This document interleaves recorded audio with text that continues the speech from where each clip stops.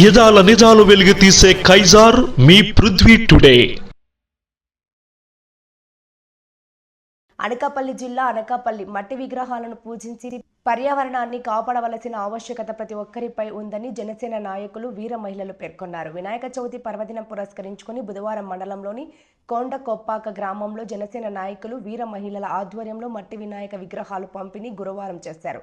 దీనికి ఆర్థిక సహకారం దొడ్డి రాజా, బత్తిన గిరీష్, నెట్టిమి కాశీ, వనపల్లి వెంకటేష్, సకల సంతోష్, కొండ పవన్ తదితరులు అందించారు. ఈ సందర్భంగా వారు మాట్లాడుతూ పవన్ కళ్యాణ్ పిలుపు మేరకు పర్యావరణాన్ని కాపాడాలంటే మట్టి విగ్రహాలనే పూజించాలని, దీనివల్ల నదీ జలాలు కూడా కలుషితం కాకుండా ఉంటాయని అన్నారు.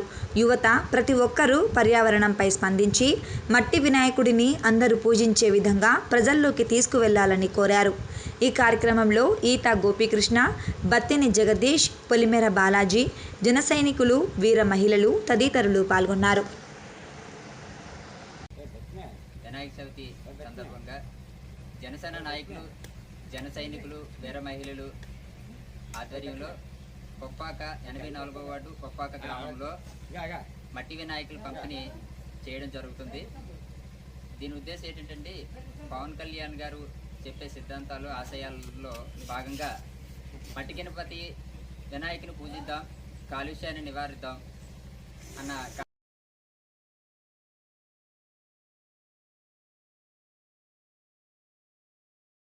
जय बोलो गणेश महाराज की जय जनसेना, जय जनसेना, जय जनसेना।